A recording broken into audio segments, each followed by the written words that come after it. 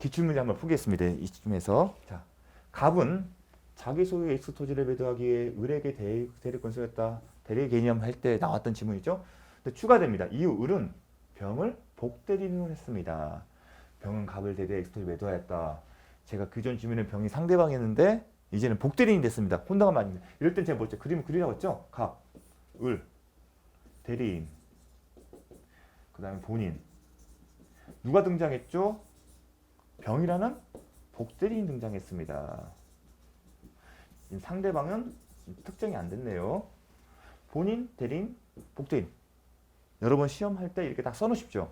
자, 병은 복대리인이에요. 갑의 대리인과 동시에.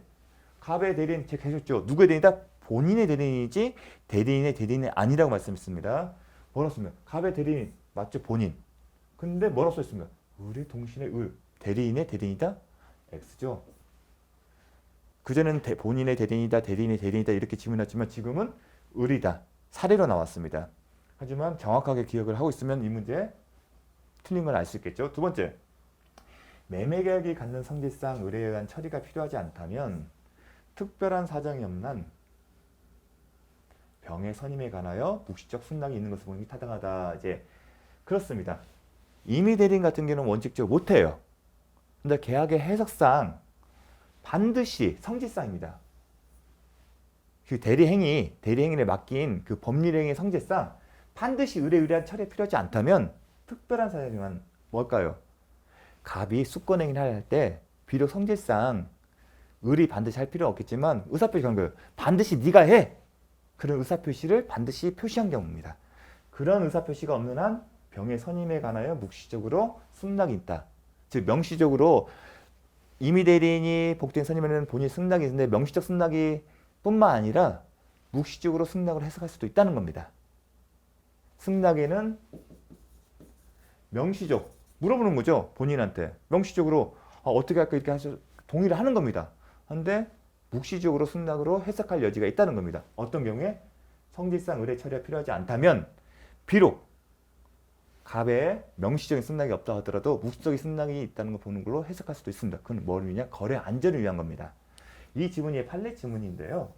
실제는 그 사안이 이거였습니다. 어떤 사안이었냐면 여러분 아파트 분양할 때 하지 않습니까?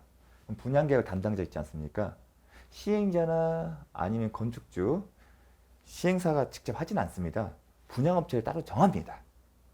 근데 분양업체도 A급, B급, C급이 나눠졌고요. 그러니까 잘하는 팀, 못하는 팀, 어정관, 중간팀이 있고 팀 단위로 옮깁니다. 누가 그 분양 업무를 맡느냐에 따라서 분양 성적이 달라요. 이 분양 수수료도 여러분이 상상을 초월합니다. 근데 왜냐면 그 사업자 입장에서는 빨리 분양되는 게 중요하거든요. 분양이 돼야만이 대출도 이루어지기 때문에 그 수수료가 셉니다. 근데 그 분양을 다른 사람한테 맡기지는 않겠죠. 그게 하나의 이제 사안이었습니다. 자, 근데 그 사안을 묻는 건 아니고 이 기본적인 이론적인 것만 물어봤습니다. 이거는 혼동의 여지가 있으니까 정확하게 기억하십시오.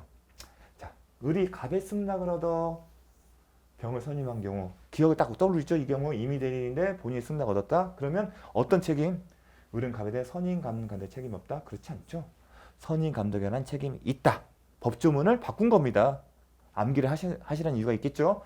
자, 병을 적법하게 선임한 후 X토지 매매계약 전에 적법하게 선임을 했습니다. 복대리는 갑이 누가 씁니까? 본인이 사망했어요.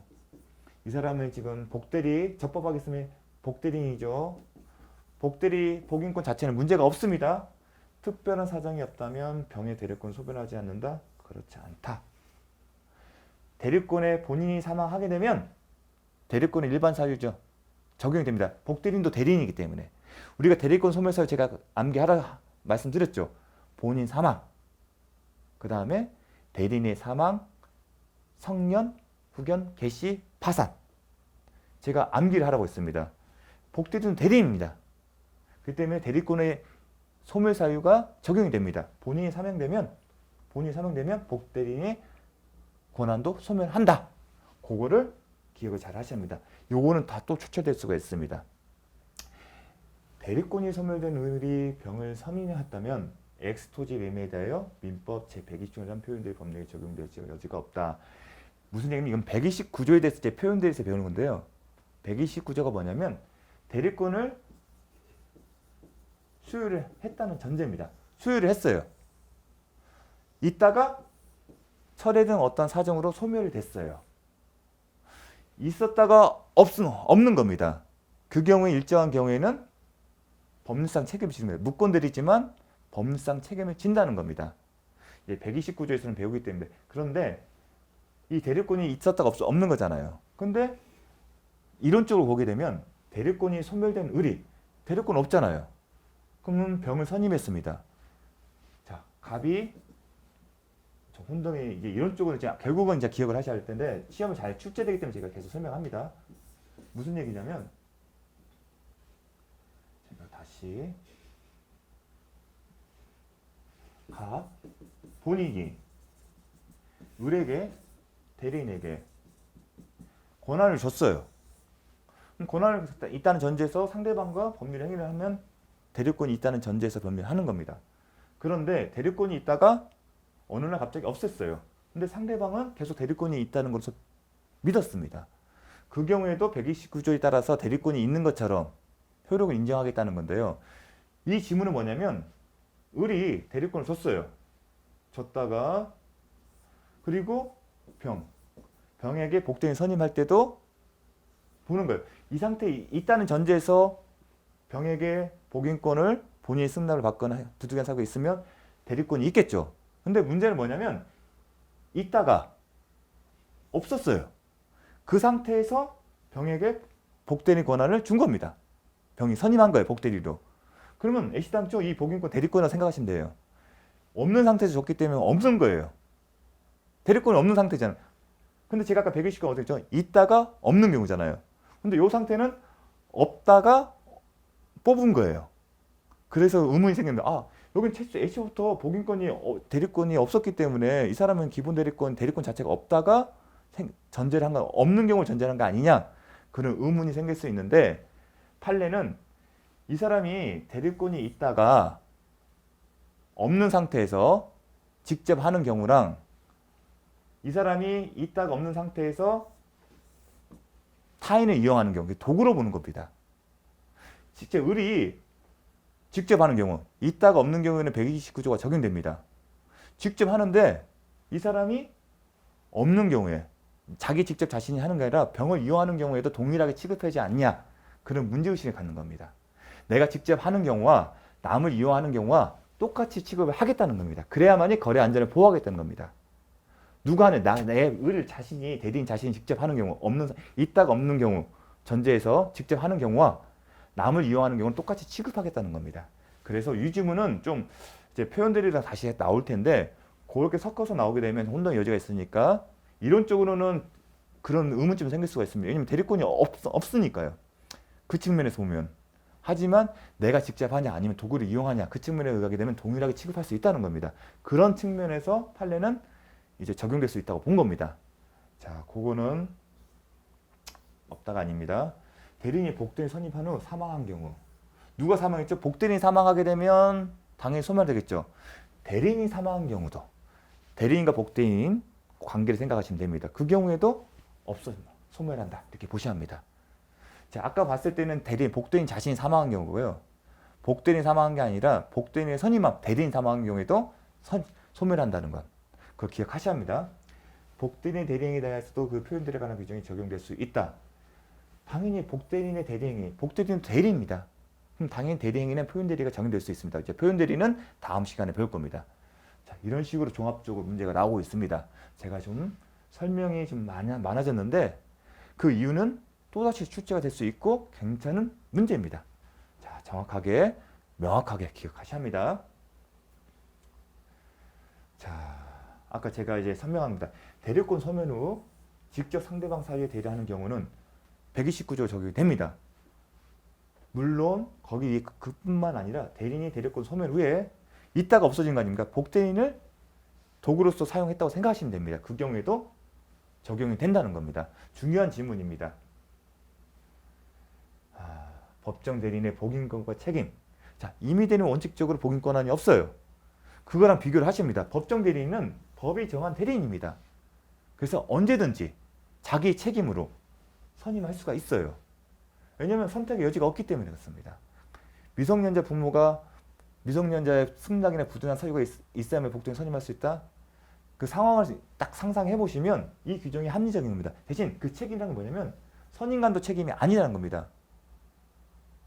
그냥 자기 자신의 책임인 겁니다. 과실 묻지 않고 그 다음에 그 선임 감독에 관한 임의되는 경우 같은 부득이한 사유나 승낙을 받으면 선임 감독에 관한 책임이 있습니다. 그렇게 한 문장으로 딱 이어서 암기를 하셔야 합니다. 하지만 법정 대리인 경우는 그걸 따지지 않는다는 게 그게 포인트입니다. 그 책임으로 복대리인 선임할 수 있습니다. 다만 부득이한 사유가 있을 수가 있죠.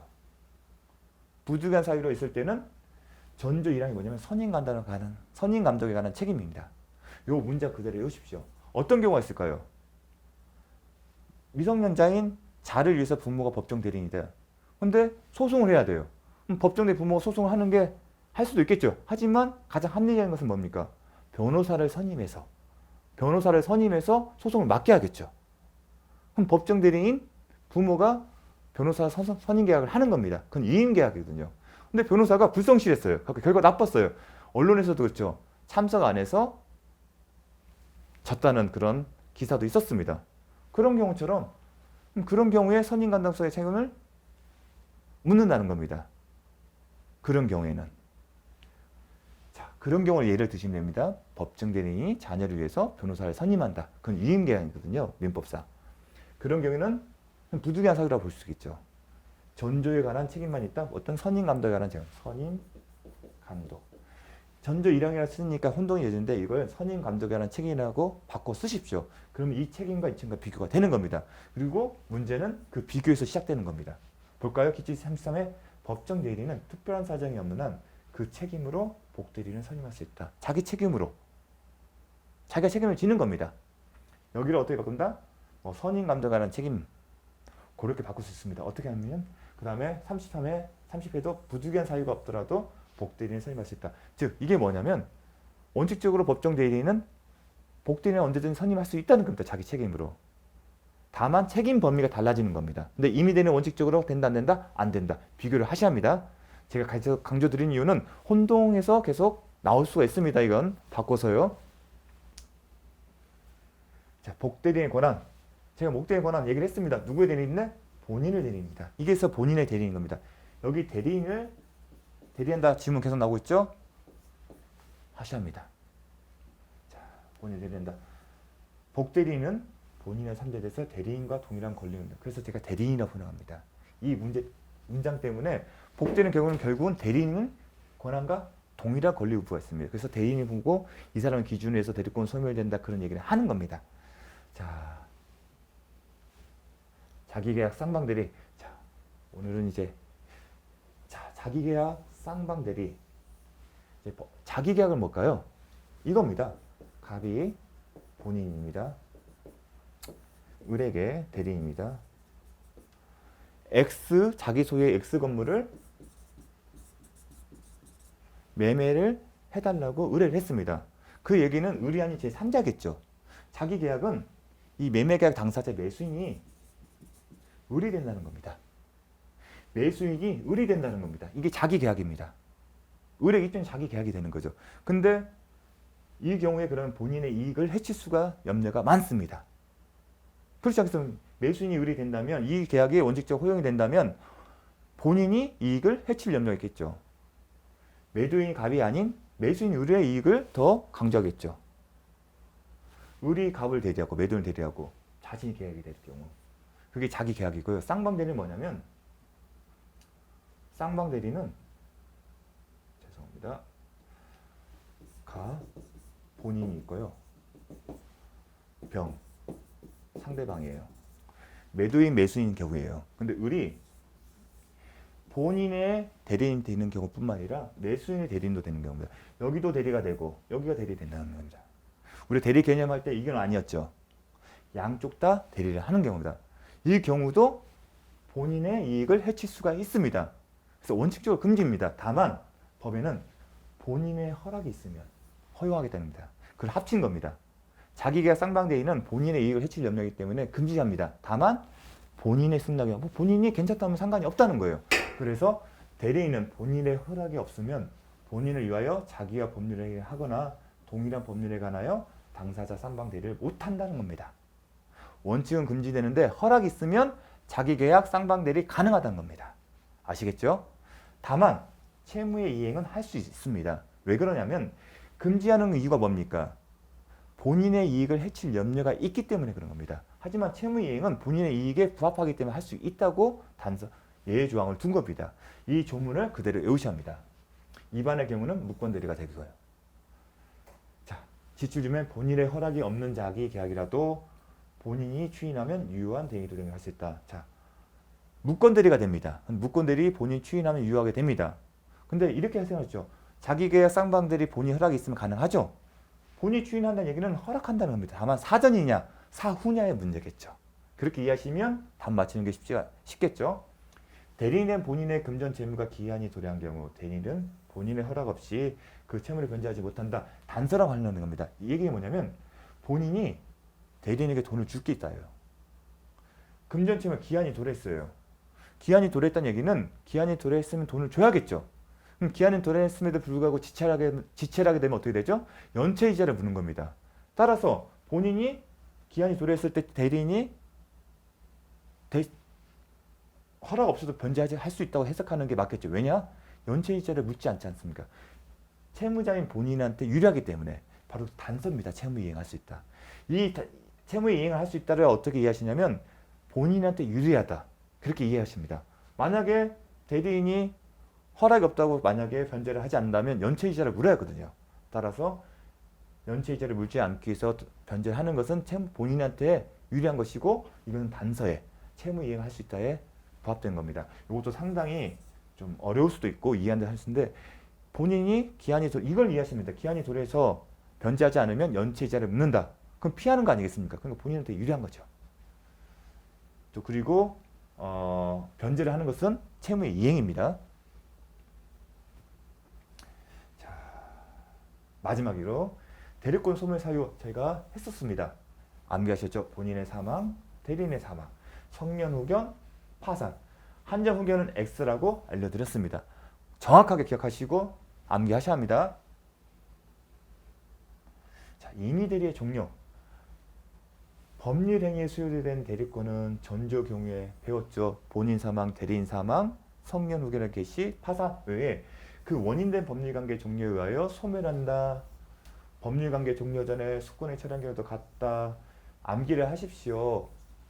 자, 이거는 이겁니다. 저한테 회장님들, 외국에 계시는 회장님이나 소유자들이 저한테 장변호사님 누구누가 매매계약을 체결해 주십시오. 업무를 맡깁니다. 그 업무를 맡기는 자체는 위임이에요. 위임계약이랍니다. 업무는 어떤 업무냐면 회장님의 땅을 누구누가 처분해 달라는 겁니다. 대리해서. 근데 거기에는 여러 가지가 포함되어 있습니다. 그 위임계약에는 제가 업무의 범위가 있어요. 어떤 업무, 어떠한 조건으로 가이드라인이 제시가 됩니다. 또 하나 보면 저는 대가에 대해서 이 업무 처리한 대가에 대해서 계약을 체결합니다. 그리고 또 하나 이 업무의 범위는 하나가 쭈쭈쭈쭈 필요한 내용을 정한 거예요. 위임 계약상에. 근데 그 하나가 뭐냐면 업무의 범위가 뭐냐면 대리권 수예요. 대리권을 어느 범위까지 주겠다는 겁니다. 여기 뭐 매매대금은 여기 선까지, 계약금, 중도금, 잔금은 일시불 나눠서 하게 되면 어떠한 조건 하에서 요런 어떻게 업무 범위를 정하는 게 이게 대리권과 관련되는 거예요. 이 전체를 원인관계라고 하고 그 중에 하나가 대리권의 수권행위가 있다는 겁니다. 이게 이제 강학성으로 구분을 하는 거예요. 근데 보통 이 이임계약 안에 이게 포함이 되는 겁니다. 따라서 이 대리권이라는 범위가 업무 범위에 포함된 전제가 이임계약이 이걸 원인된 법률관계라고 하는 겁니다. 그래서 원인된 법률관계를 이임이라고 해석하십시오. 이임의 종료. 당연히 이임이 종료되면 이것도 없다고 종료가 되겠죠. 이 안에 대리권의 수요가 포함이 되어 있으니까 대리권 소멸 사유로 보는 겁니다. 그리고 법률관계 종료 전에 이임관계가 마무리되기 전에 본인이 수권행위 처리해도 같다는 겁니다.